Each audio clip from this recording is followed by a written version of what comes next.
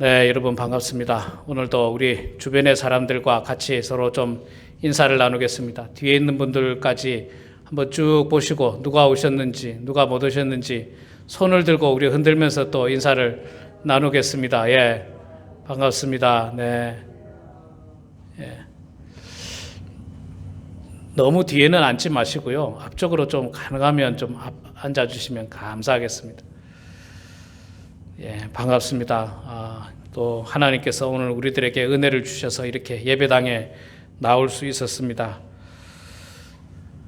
여러분, 성경에 보면 그 여러 사람의 스승과 제자의 아름다운 관계가 있습니다. 모세가 있었고 모세가 다음 후계자 제자 여호수아가 있었습니다. 또 엘리야 선지자가 있었고 또 엘리사 선지자가 있었습니다. 그 제자가 그 스승을 아주 잘 따랐던 그 모습이 또 있었죠. 그뿐만 아니라 바울과 디모데도 훌륭한 스승과 제자의 아름다운 모습을 가지고 있습니다. 좋은 스승이 있다는 것 참 감사한 일이고요. 또 그 스승에게 후계자가 있다는 것, 제자가 있다는 것 참 기쁘고 감사한 일입니다. 이 역사를 보더라도 훌륭한 스승과 또 훌륭한 제자들이 참 많이 있습니다. 그리스 철학, 세계 철학의 아버지라고 이야기해도 과언이 아닌 소크라테스, 요즘 한국 사람들이 테스 형이라 부른다면서요. 테스 형. 테스 형이 원래 풀네임이 소크라테스입니다. 소크라테스. 그리스 철학의 아버지라고 해도 과언이 아니고요. 정말 철학, 신학, 의학, 물리학 모든 학문에 있어서 아주 탁월한 철학자가 소크라테스죠. 소크라테스고 소크라테스의 유명한 그 제자가 아주 수제자가 한 사람인데 그게 누구냐면 플라톤입니다.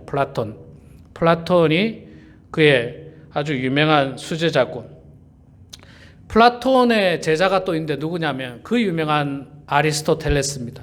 아리스토텔레스. 이 세 사람이 정말 서양 철학의 뼈대를 이루고 있고 그 서양 철학의 뼈대를 이루는 것이 지금에 이르기까지 모든 학문에 그대로 적용되고 있습니다. 수학을 비롯하여서 철학을 비롯해서 의학 모든 부분에 있어서 이들의 철학은 지금도 유용하게 사용하고 있습니다. 우리나라 역사에도 훌륭한 스승이 있었고 제자가 있었습니다.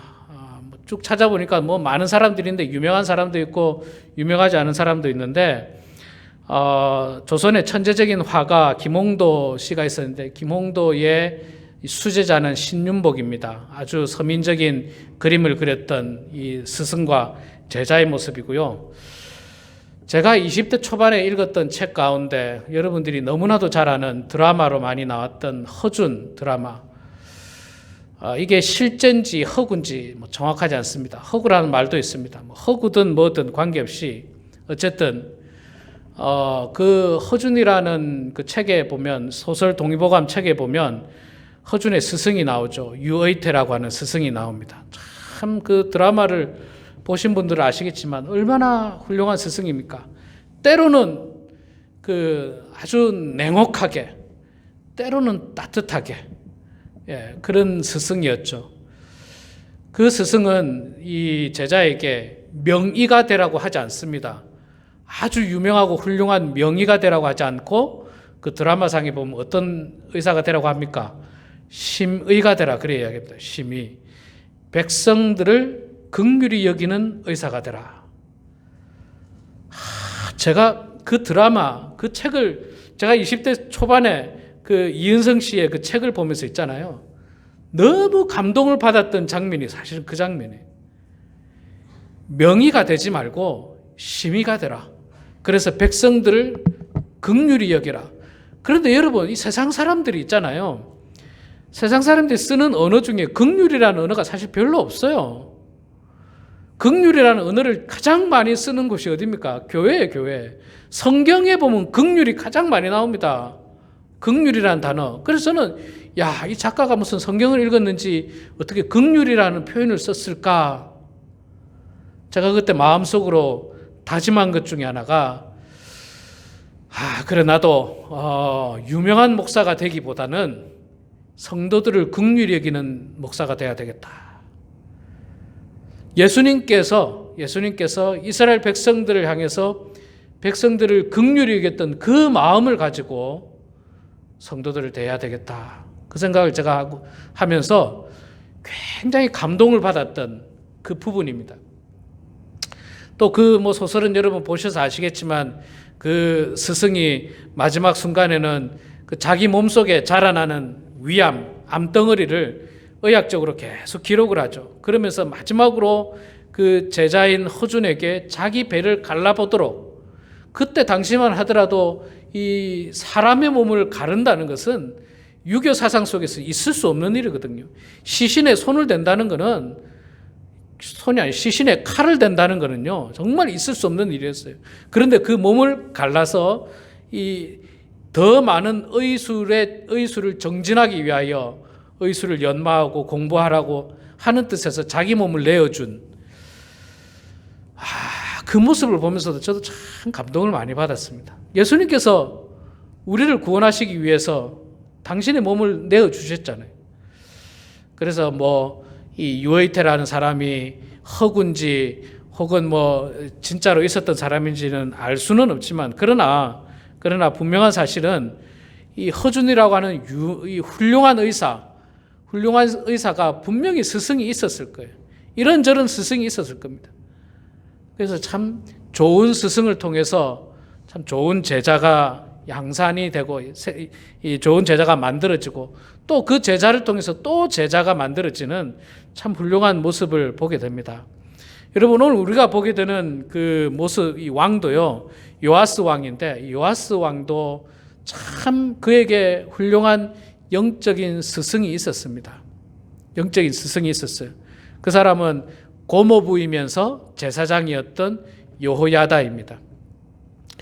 지난주에 말씀 여러분 혹시 기억이 나십니까? 요아스 왕은요 할머니가 그냥 자기가 왕 되려고 다 죽여버렸죠. 자기의 형제들을 다 손주들을 다 죽였죠. 할머니가 손주들을 다 죽이고 할머니가 왕이 됐습니다. 제가 지난주에 그 표를 보여드렸는데 할머니가 아달랴거든요. 요람의 아내였던 아달랴. 그 아들 아하시아가 왕이 됐는데 6번째 왕이 아하시아인데 7번째 왕이 요아스가 아니고 아달랴입니다. 할머니가 갑자기 왕이 되려고 나서면서 손주들을 다 죽여버렸어요. 손주들이 다 죽으면 다윗 왕조가 끊어지게 되거든요. 다윗 왕조가 끊어지는 것을 제사장 여호야다가 알고 그러면 안 된다는 사실을 깨닫고 그 손주들이 죽어가는 과정 가운데서 딱 한 명을 살립니다. 그 사람이 요아스예요. 그 한 명을 빼돌려가지고 하나님의 성전에서 6년간 키웁니다.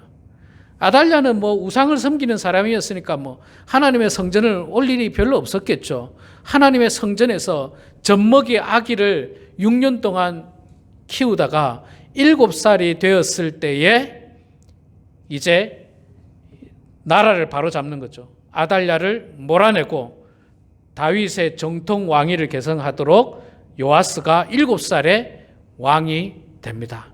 그 사람이 바로 요아스인데 여러분 7살에 왕이 되기에는 어떻습니까? 왕이 오를 때 나이가 7세라. 7살이 왕은 좀 어리죠.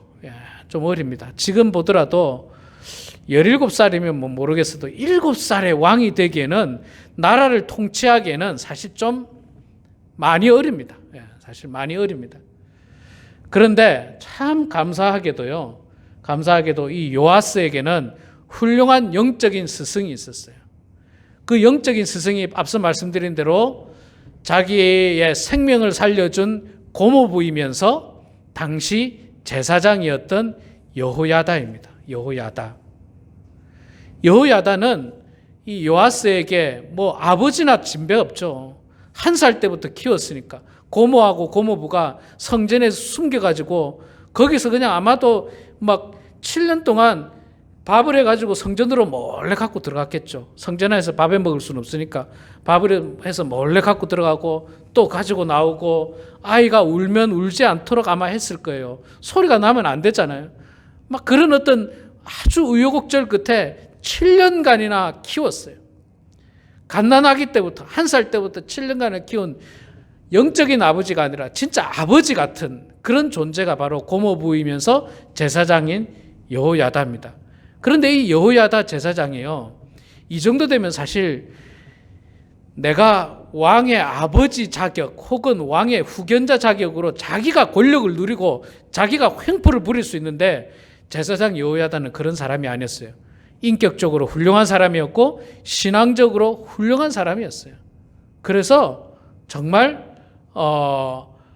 요아스 왕을 잘 보필했어요. 7살짜리 왕이지만 왕으로 잘 보필했다는 거예요. 제가 볼 때 나이 차이가 꽤 많이 났을 거예요. 꽤 많이 났지만 그러나 왕이었기 때문에 고모부이면서 제사장인 여호야다가 요아스를 잘 섬겼는데, 2절 말씀에 보면 제사장 여호야다가 세상에 사는 모든 날에 요아스가 여호와 보시기에 정직하게 행했다, 그렇게 말씀하고 있습니다. 여러분이 구약 성경에 나오는 표현 가운데 여호와 보시기에 정직하게 행했다는 표현이 상당히 많이 나오거든요. 왕을 이야기할 때마다 여호와 보시기에 정직히 행했다, 여호와 보시기에 정직하지 않았다, 이 말은 뭐 여호와 하나님 앞에 거짓말을 했다 이런 뜻이 아니고 여호와 하나님 앞에서 온전한 신앙을 가졌다는 뜻입니다. 온전한 신앙을 가지고 있었다, 하나님을 잘 섬겼다라고 하는 이런 어떤 전체적인 의미에서 하나님 잘 믿었다, 뭐 이렇게 우리가 이해를 할 수가 있습니다. 예, 그렇게 요아스가 7살이었음에도 불구하고 하나님 잘 섬겼어요. 하나님 잘 섬겼고, 이 고모부 제사장이었던 여호야다가 시키는 대로, 그런데 그가 뭐 시키는 일이 뭐 자기 마음대로 휘두르는 게 아니라 정말 나라를 위해서 또 하나님 중심으로 왕에게 왕이여 이럴 땐 이렇게 해야 됩니다, 이럴 땐 이렇게 해야 됩니다, 잘 조언을 해줬어요. 좋은 스승이었어요. 그래서 여호야다가 살아있을 동안에는 나라가 든든했습니다. 하나님 보시기에 정말 좋은 모습이었어요. 거기다가 여호야다가 그 요아스 왕에게 결혼까지 시키거든요. 결혼시키는데 그를 두 아내에게 장가들게 하였더니 자녀를 낳았더라. 여러분, 왜 이 표현이 들어갔을까요? 왜 여호야다가 그 요아스 왕이 장가가는데 자기가 나서서 2명의 아내를 줬을까요? 그 이유는요, 아까 우리 앞서 봤듯이 할머니 아달랴 때문에, 할머니 아달랴 때문에. 자, 보세요. 이 여호사밧 왕이 훌륭한 왕이라고 제가 이야기했었죠. 성경 공부를 하고 막 이래가지고 굉장히 훌륭한 왕이 장남 여호람에게 왕위를 넘겼는데, 결정적인 실수 중에 하나는 며느리를 잘못 드렸어요. 아달랴를 드렸죠. 자, 아달랴 드려가 제일 먼저 뭐 했습니까? 여호람의 동생들 다 죽였죠. 시동생 다 죽였죠. 여호람 왕도 아달랴 말 듣고 있다가 죽죠. 그 다음에 아하시아도 엄마 말 듣다가 죽죠. 그 다음에 아하시아의 아들 아달랴의 손자들 다 죽죠. 여기 보세요. 여자 한 명 지금 집안에 잘못 들어와가지고 도대체 몇 명이 죽는 거예요. 몇 명. 집안이 그냥 쑥대밭이 되는 거예요. 쑥대밭. 그러니까 이 여호야다가 이 왕에게 이 아내를 잘 맺어줘야 되겠구나, 좋은 아내를 맺어줘야 되겠구나, 신앙적으로 좋은 사람, 인격적으로 좋은 사람을 맺어줘야 되겠구나, 아마 그런 마음이 있었던 것 같아요. 그래서 왕에게 2명의 아내를 이렇게 장가들게 했다, 그렇게 이야기하는데, 사실 여러분 당시의 왕들에게 아내가 2명은요 비교적 작은 숫자입니다. 작은 숫자예요. 뭐 다윗, 솔로몬 보시면 아시잖아요. 다윗도 많았거든요, 아내가. 솔로몬은 뭐 말할 것도 없고요. 아내들이 2명이면 사실 굉장히 작은 숫자예요. 그런데 여러분, 이 2명도 있잖아요.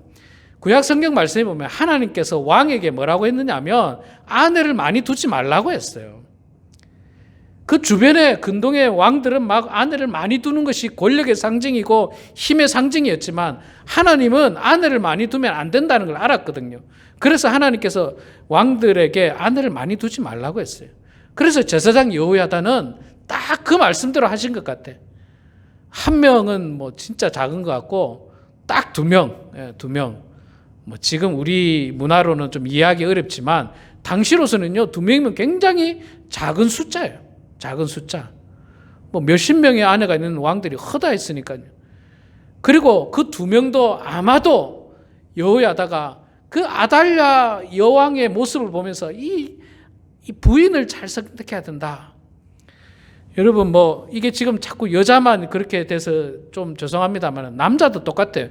사위가 잘 들어와야 되고 며느리가 잘 들어와야지 집안이 평화롭고 흥할 수 있지. 만약에 여러분의 자녀들이 배우자를 잘못 선택해서 정말 집안이 날마다 싸우고 시끄럽고 그렇다면 얼마나 불행합니까?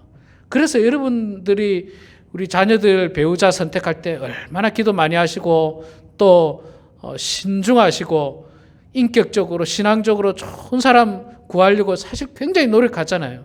예. 저도 이제 뭐 언제가 될지 모르겠지만 두 아들을 언젠가는 장가를 보내야 될 텐데 저도 똑같은 심정이에요. 좋은 며느리가 들어와야지 집안이 화목하고 좋지 않겠습니까? 아달랴 같은 사람이 들어왔다. 아달랴 같은 사람이 들어왔다. 큰일 나지 않습니까? 큰일 나는 거예요, 진짜. 다윗 왕조가 망할 뻔했어요. 그 여인 때문에 다윗 왕조가 망할 뻔했어요. 혹시 여러분들 자녀를 다 시집 장가 보내신 분들은 뭐 어쩔 수 없지만 아직 안 보내신 분들은 기도 많이 하십시오. 좋은 사람과 맺어질 수 있도록. 또 손주들이 이제 장가 시집 갈 때 된 분도 계시죠. 손주들을 위해서도 여러분 기도하세요. 좋은 배우자 만날 수 있도록, 훌륭한 배우자 만날 수 있도록, 인격적으로 신앙적으로 훌륭한 사람 만나서 그로 말미암아서 집안이 화목하고 웃음이 가득하고 기쁨이 넘치고 신앙적으로 정말 훌륭한 집안, 예수 가족이 되기를 소망합니다. 여러분 기도 많이 하십시오. 자, 어쨌든 그래서 아마도 여호야다가 이 장가 가는 데까지 관여를 했습니다. 자, 문제는 2절에 나와 있는 말씀에서 힌트가 있습니다. 문제는 제사장 여호야다가 세상에 사는 모든 날에 요아스가 여호와 보시기에 정직을 행했다. 자, 이 말을 뒤집어서 말하면 제사장 여호야다가 죽고 난 다음에는 어땠을까요? 15절부터 죽고 난 다음에 이야기가 나옵니다. 15절에 여호야다가 나이가 많고 늙어서 죽으니 죽을 때 130세라. 여호야다도 뭐 사람이니까 죽어야죠. 나이가 들면 뭐 죽는 것은 이치죠. 영원히 함께 할 수 없습니다. 영원히 스승과 제자가 함께 할 수는 없어요. 언젠가는 그 스승이 나를 떠날 수도 있고 죽을 수도 있습니다. 그러면 그러기 이전에 내가 정말 스승의 가르침을 따라서 훌륭하게 온전하게 바로 서야 됩니다. 그리고 내가 이제 스스로 훌륭한 스승이 돼야 돼요. 그리고 제자를 만들어야 되고 그게 좋은 모습인데 문제는 요아스 왕은 어떻게 했느냐? 16절에 무리가 다윗성 여러 왕 묘실 중에 장사하였으니 이는 그가 이스라엘과 하나님과 그의 성전에 대하여 선을 행하였습니다.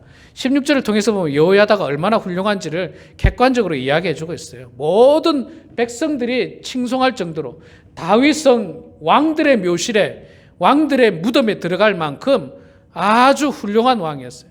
아주 훌륭한 왕.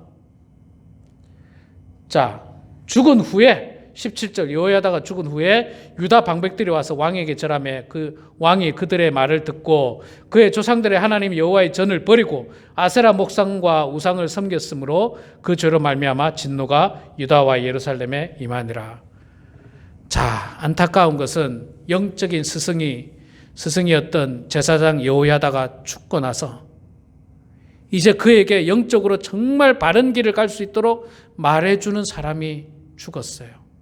그랬더니 유다 방백들이 찾아서, 방백들은 그냥 뭐 잡다한 사람들이 왔다는 거예요. 잡다한 사람이 와서 왕에게 절하며 왕이 그들의 말을 듣고, 저는 그런 생각이 들어요. 유다 방백들이 왕에게 와서 절하고 왕이 그의 말을 들었을 때 왕에게 그냥 왔을까요? 제가 볼 때 분명히 예물을 들고 왔을 거예요. 예물도 들고 오고, 왕이여, 저의 아주 귀하고 예쁜 딸이 하나 있는데 어쩌면 딸을 데리고 온 사람이 있을 수도 있어요. 그건 저의 추측입니다. 추측. 뭘 들고 왔을 거예요. 보통 옛날에 있잖아요. 왕 앞에 나갈 때는 반드시 뭘 들고 갑니다. 반드시 예물을 들고 가는 거예요. 예물을. 동방박사들이 왕을 경배하기 위해서 예물을 들고 갔잖아요. 그게 그 당시 문화예요. 그러니까 왕에게 갔을 때 뭘 들고 갔다는 말은 없지만 분명 금은 보화를 들고 가서 왕의 마음을 변하게 하려고 했어요. 그러면서 말했겠죠. 왕이여, 우리 이스라엘 말고 주변의 나라들은요, 전부 다 아세라 목상도 섬기고요, 우상도 섬겨가지고 나라가 잘 되는데, 우리도 이제 하나님의 전은 좀 버리고 아세라 목상을 섬깁시다. 아마 그렇게 이야기했겠죠. 그랬을 때 요아스 왕이 정말 신앙적으로 깨있으면 안 된다라고 이야기했어야죠. 그거는 죄라고 이야기했어야죠. 스승에게 배운 것을 정확하게 기억하고 있다면 물러가라고 이야기했어야 됩니다. 그런데 왕이 무슨 이유인지는 알지 못하지만 물러가라 말도 안 하고 그들의 말을 들었다. 그래서 여호와의 전을 버리고 성전을 버리고 아세라 목상과 우상을 섬겼다. 그렇게 제사장 여호야다가 우상을 버리고 정말 하나님 앞에 바로 서야 되는 것을 이야기하고 가르치고 한 왕에게 바로 알려줬음에도 불구하고 요아스 왕은 영적 스승이 죽고 나서 다 잊어먹었어요. 다 잃어버렸어요. 그리고는 방백들이 와서 하는 말을 들었습니다. 그러니까 하나님께서 가만히 있겠습니까? 그들의 죄를 그냥 두고 보지 않습니다. 그럼에도 불구하고 하나님께서 돌아올 기회는 주세요. 돌아올 기회. 그러나 여호와께서 그들에게 선지자를 보내사 다시 여호와에게로 돌아오게 하려 하심에 선지자들이 그들에게 경고하였으나 듣지 아니하니라. 하나님께서 선지자를 통해서 왕에게 정신 차리라고 가서 말하라고 이야기했습니다. 이게 요아스 왕에게 준 첫 번째 경고예요. 돌아갈 수 있는 절호의 찬스예요. 우리가 순간 실수할 수 있어요.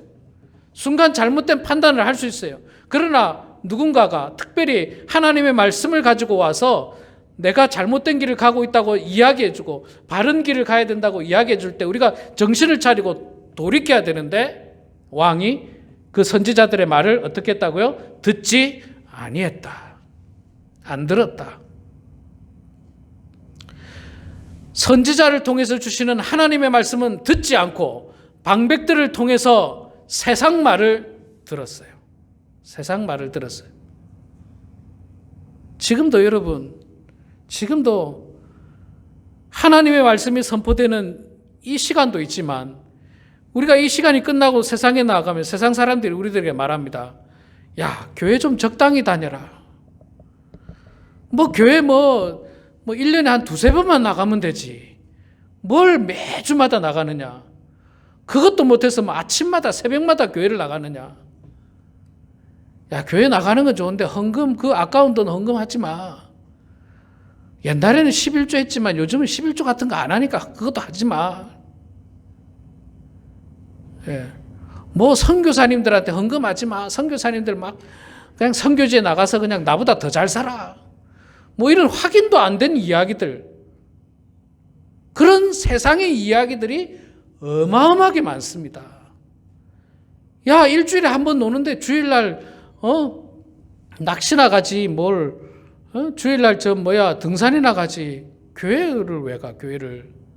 이런 세상의 이야기예요. 제가 들은 이야기 중에 한국에 그런 말 절대로 다는 안 믿는데 세상 사람들이 하는 말이 이런 말이 있대요. 결혼한 부부가 유부남 유부녀가 하는 말들이 자기 배우자를 빼고 애인이 없는 사람이 없다는 거예요. 요즘은.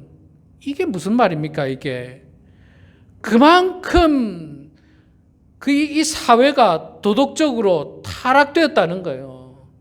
그만큼 타락됐다는 거예요. 애인이 없는 놈이 바보라는 거예요. 다 애인을 두고 있고 무슨 오피서 와이프, 오피서 허즈번, 이거 뭐 말도 안 되는 이런 일들이 지금 이 세상에 가득합니다. 여러분 뉴스를 보셔서 아시죠? 뭐 LA의 그 한국 목욕탕 위스파라고 하는 스파에서 그 멀쩡한 남자가 그 스파에 들어갔죠. 여자 목욕탕에. 자기가 여자라는 거예요, 여자. 제가 그 사람 사진을 봤거든요. 야, 정말 이걸 여자라고 믿는 사람이 세상에 어디 있을까 싶어요. 콧수염도 다 나가고, 콧수염도 안 하고, 나 완전 남성이에요. 완전 남성. 완전 남성. 그 사람이 그냥 여탕에 들어가니 여자들이 기겁하고 애들도 있었을 거 아니에요. 애들. 청소년들도 있을 거고, 어린아이들도 거기 들어갔죠. 근데 그게 그 사람이 그냥 목욕하러 간 게 아니에요. 그걸 소동을 일으켜가지고 어떻게 합니까? 그 앞에서 싸웠잖아요. 찬반 양론자들이 그 후에도 2번, 3번 그 앞에서 시위대 싸우고 난리 났었습니다. 경찰 출동하고. 이게 뭡니까? 이게 계속해서 죄악된 것들을 퍼뜨리는 거예요. 그들의 권리를 주장한다는 이유로 그냥 세상이 이렇게 되어가고 있어요. 그게 마치 먼저 앞서가는 양, 이렇게 세상이 타락되어지고, 그런 세상 사람들은 자꾸 우리 교회 이야기합니다. 우리 교회 이야기해요. 그럼 우리가 들어야 될 말씀 뭡니까? 선지자를 통해서 주시는 하나님 말씀입니까? 아니면 세상 사람들의 그 세속적인 말, 물질 만능주의 말, 혹은 명예, 권력, 그 말을 들어야 됩니까? 한국의 정치인들 보니까요, 정말 소위 말하는 내로남불이더만요. 국민들한테는 막 이걸 요구하고요. 자기는 알고 보면 뒤로 다 챙겨요. 국민들한테는 집 많이 사지 말라놓고 자기는 집 많이 사고, 국민들한테는 그냥 정상적으로 입시 공부해가지고 학교 들어가면 된다 하지만 자기 아들, 딸들은 막 이상한 방법으로 막 이상한 루트를 통해가지고 그냥 출세시키려고 이러는 거예요. 그러면서 하는 말이 요즘은 다 그렇게 하는 거라는 거예요. 그렇게 죄악된 길로 가라는 거예요. 우리 보고도 그러는 거예요. 다 그렇게 하니까 그렇게 가자는 거예요. 이게 세상의 말이에요. 이 세상의 말에 요아스 왕은 솔깃했죠. 아, 그런가 보다. 아세라 목상을 세우고 우상을 섬기면 나라가 잘 되나 보다. 거기다가 그 사람들이 올 때 제가 이야기했듯이 제 추측할 때 절대로 빈손으로 안 왔어요. 왕을 만나는데 온갖 금은 보화를 가지고 오고, 어떤 사람은 자기 딸도 데리고 오고 첩으로 삼아 달라고. 그 당시 문화가 그랬으니까요. 거기에 솔깃해서 왕이 결국 제사장들의 말을 듣지 않습니다. 야, 물러가라. 그런데도 하나님께서 너무너무 이 한 명이 중요하잖아요. 요아스 왕이. 다윗 왕조를 이어갈 왕이 요아스 왕 한 명밖에 없었다고 그랬잖아요. 다 할머니가 다 죽이고 그냥 한 명밖에 없으니까 얘를 어떻게 하든지 간에 그냥 좀 돌이키려고 2번째로 하나님께서 기회를 줍니다. 이번에는 여호야다의 아들 스가랴를 감동시켜서 백성들 앞에 서서 백성들에게 말씀을 하는 거예요. 하나님께서 말씀하시는데 우리가 왜 지금 하나님의 명령을 거역하고 왜 우리가 하나님을 버리느냐? 우리가 하나님 버리면 하나님도 우리를 버린다라고 이제는 막 공개적으로 그냥 이야기를 했어요. 여러분, 제사장 여호야다의 아들 스가랴면 요아스 왕하고는 사촌지간이죠. 그렇죠. 고모부의 아들이니까 사촌지간이고, 또 영적인 아버지 뿐만 아니라 육신의 아버지라 해도 과언이 아닌 여호야다의 아들이에요. 제가 볼 때 스가랴가 분명 나이가 더 많았을 거예요. 사촌형쯤 되는 사람이었죠. 그 말을 듣지 않았습니다. 그의 말도 듣지 않고 어떻게 했습니까? 무리가 함께 꾀하고 왕의 명령을 따라 그를 여호와의 전 안뜰에서 돌로 쳐 죽였더라. 여러분, 이게 이 말씀 중에서 있잖아요. 또 정말 중요한 게 여호와의 전 뜰 안에서 돌로 쳐 죽였다. 여호와의 전 뜰 안에서는 사람 죽이는 게 아니에요. 그 22장인가 보면 여호야다가 아달랴를 몰아내는 쿠데타 장면이 나옵니다. 아달랴를 몰아내는 장면이 나올 때 아달랴를 여호와의 전 안에서 죽이지 않아요. 그들을 여호와의 전 뜰 밖으로 몰아냅니다. 성경에 나와요. 밖으로 몰아내는데 그 이유는 뭐냐면 성전 뜰 안에서 사람 죽이는 게 아니기 때문에 밖으로 싹 몰아내고 밖으로 나갔을 때 다 죽여버리는 거예요. 성전 뜰 안에서는 사람을 죽이는 게 아니에요. 그러니까 이거 뭡니까? 지금 요아스 왕은 율법이고 뭐고 다 그냥 없어졌어요. 이미 영적인 스승이 죽고 난 다음에 율법이 뭐고 다 없어지고 자기 마음대로 하고 있는 거예요.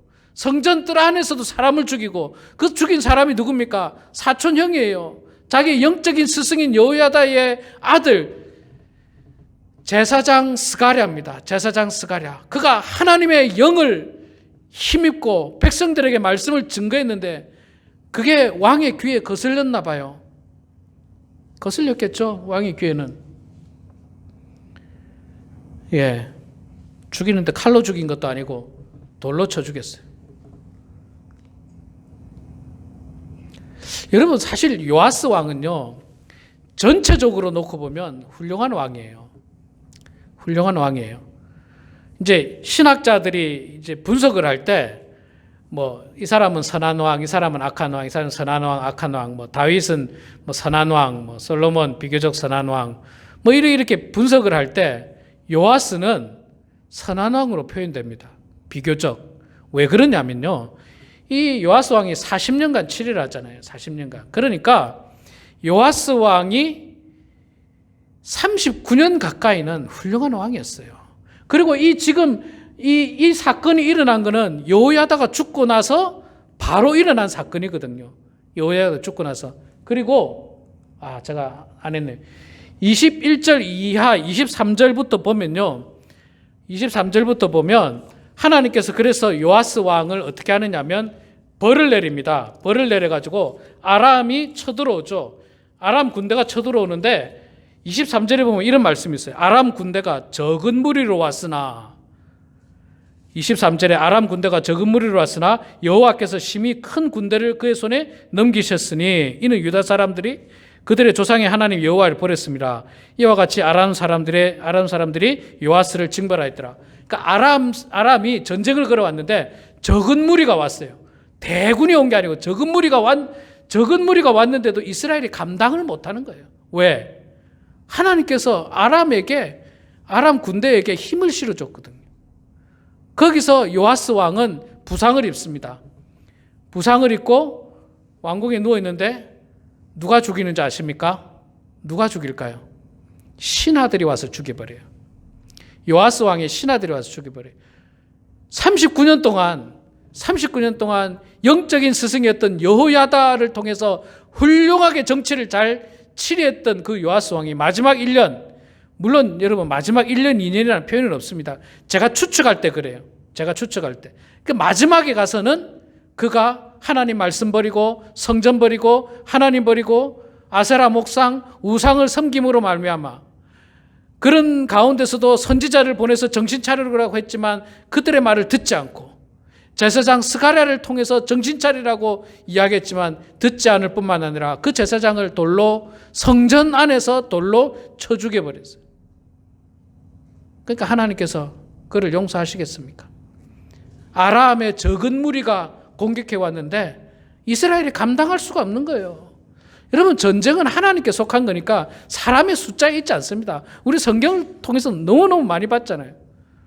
거기서 부상당하고 그냥 겔겔겔 하고 있는데 신하들이 와가지고 그냥 쳐 죽이는 거예요. 신하들이 쳐 죽였어요. 그 신하들은 어떤 신하들이냐? 제가 추측건데 제사장 여호야다와 함께했던 그 오래된 신하들이 볼 때는 하나님 섬겨야 되는 왕이 우상을 섬기니까 나라가 지금 엉망이 되어가는 걸 자기 눈으로 보고 있거든요. 야, 이거 안 되겠다. 우리가 이 왕을 없애버려야 되겠다. 왕을 없앱니다. 그 요아스 왕은 그렇게 죽어요. 39년 동안 잘했는데 마지막 1년에 마지막 순간에 와가지고 그가 하나님 버리고 성전 버리고 우상을 받아들임으로 말미암아 그 인생은 파멸의 길로 마지막은 가고 말았습니다. 여러분 마지막이 중요해요. 마지막이 처음하고 중간은 사실 그렇게 중요하지 않습니다. 우리가 젊었을 때 실수하고 죄 지은 것도 있잖아요.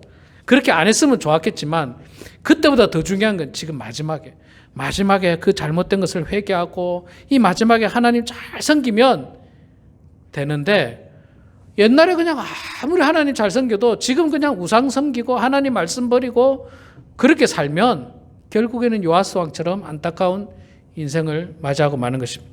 사랑하는 성도 여러분, 오늘 이 말씀이 우리 모두에게 교훈이 되기를 바랍니다. 인생의 마지막이 얼마나 소중하다는 것을 우리는 지금 여러 왕들을 통해서 봐왔어요.